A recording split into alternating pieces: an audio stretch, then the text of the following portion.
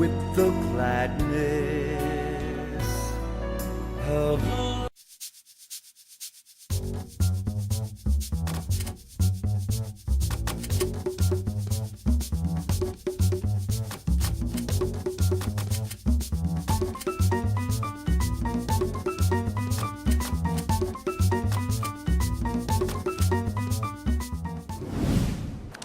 Hey Brooklyn viewers, welcome to Neighborhood Beat.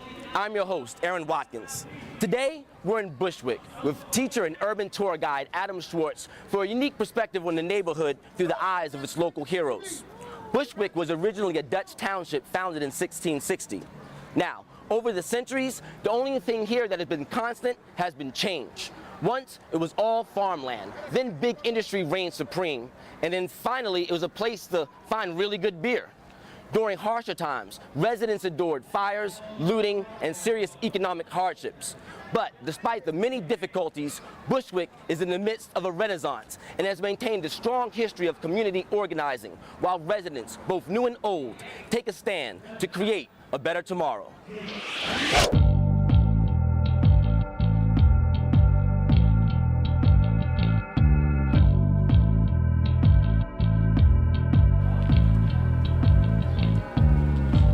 Hi, welcome to Bushwick. I'm Adam Schwartz. In Dutch, Bushwick means wooded refuge. And at one point, this whole area was wooded. But those trees went with the farmland. And what replaced them was factories, started by German industrialists who came and created one of the nation's largest beer industries. At one point, over 10% of America's beer was brewed in this very area. Now, Brewers Row is gone, along with the industrial wealth of the community. The residential area of Doctors Row, where the houses of those industrialists and wealthy residents lived, is still here. Now we're going to go see what are the last remnants of that area. Hi, we're on Bushwick Avenue, what was once known as Doctors Row. With the economic power of Bushwick coming from Brewers Row, the residential wealth of Bushwick was found here on Doctors Row. The houses built here exemplify the wealth of the neighborhood. There's not many of these mansions left. Many of them were converted to boarding houses, others were torn down. One of the few left is found here between Grove and Linden Streets. Miss Giovinco, who has maintained this house, has allowed us to come in and capture some of the incredible details she's maintained over the years, the spirit of old Bushwick. Let's go on in. Welcome in. So, first thing we're going to see today is the waiting room, where patients waited to see Dr. Giovinco. Now, remember, this is the original furniture. How many of y'all out there can say you've been in a doctor's office like this recently?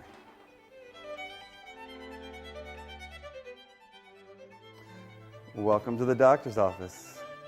This is one of the many pieces of memorabilia left in the Giovinco household. Nowadays, people eat in living rooms. We're looking back at a time when people still ate every day in dining rooms.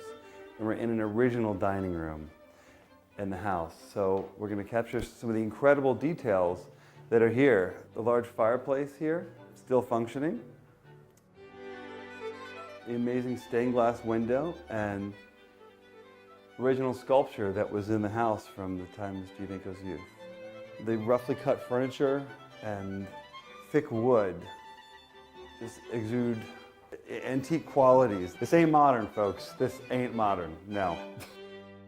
This paint pattern in the walls was quite common in New York construction in the late 19th century. But what's really amazing here is you have the embossed patterns on top of it too. This is a mansion. And we're at my favorite spot in Miss Giovinco's house. This is a little sitting area in the stairway that is just here to be beautiful and enjoy. My favorite thing about it is it reminds me of a time when there was no TV and the people did just sit and enjoy in their house.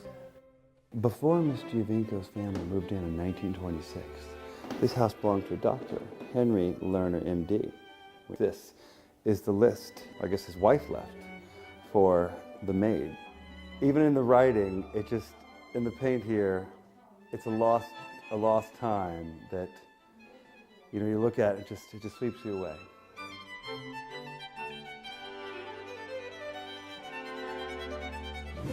We're at the southern edge of Bushwick right now, Most Holy Trinity Cemetery, just off Central Avenue. The brewing wealth that Bushwick put out set it apart from other immigrant communities, but in its cemetery, this is one place where everyone is equal.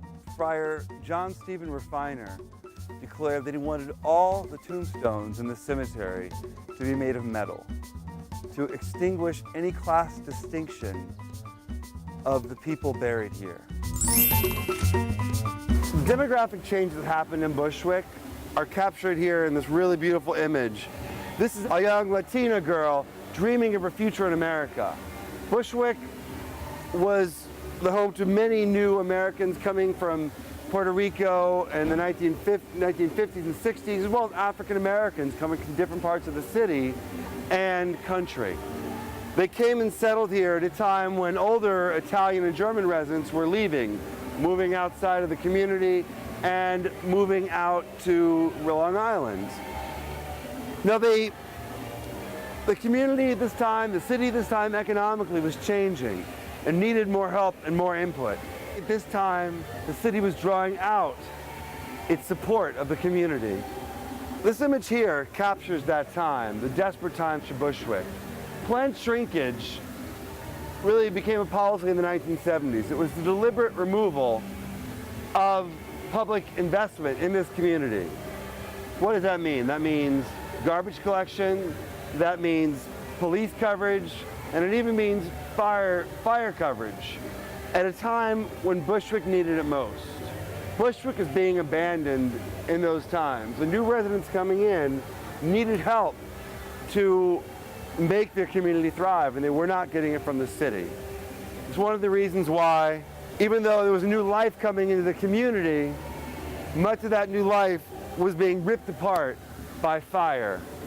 They were eating away at the heart of this community.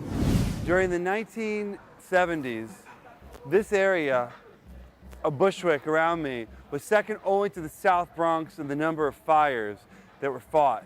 Arson and accidental fires and firestorms ate up to 15 to 20% of the housing stock in this area.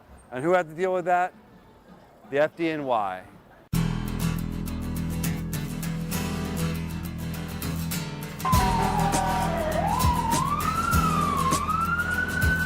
You grew up in Bushwick, and now you're helping to fight fires here. How'd you end up here? Well, not by accident. I had hoped to come here, and I did get here in 1970. I wanted to come back to the old neighborhood. I was born in Williamsburg General Hospital, and then we moved in with my grandmother on 1216 Halsey Street, and we lived there till 1965. And eventually, in 1970, when I came on the fire department, I was able to come back here to Ladder 112, which I was happy to do because I knew the neighborhood, and I felt some kind of connection to the neighborhood, a closeness to the neighborhood, although it had changed drastically from when I was a kid growing up. What was being a firefighter here like in the 1970s? The 70s was probably the busiest time of all for the New York City Fire Department. Ladder Company 112 in 1970 or 71 just peaked out about 2,000 runs a year, and by 1975 we were doing almost 7,000 runs. So that includes heavy fire duty. In the 70s you would see it looked like a war. We used to tell a joke, we wondered where they kept their Air Force because it looked like bombed out Berlin. But there were fires every night, sometimes 3 and 4, and of course it's changed now. You know, Bushwick has been rebuilt, which is good. You know, the neighborhood has come back to some degree. The department now concentrates on training, tremendous amount of training. New firehouse. Why did they choose y'all when other companies are shutting down?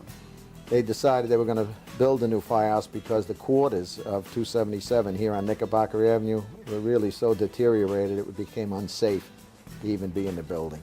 So they moved us both down to 222's quarters on Ralph and Gates, And for 5 years, we were there until they completed this house in November of 2007, and here we are. They built a beautiful structure. It's about $12 million worth of firehouse. It's very nice, it's very functional. So I think it was kind of a commitment that the city and the fire department had made to the residents of Bushwick. And rightly so, because you can see the firehouse is like a beacon of hope, really. Even in the 70s, in those years, it was interesting. All the homes around the firehouse, they were all burned out and vacant, but there stood the firehouse, the last bastion of hope. And so the city made a commitment and they followed through on it, and we have a firehouse, and of course Bushwick has been rebuilt.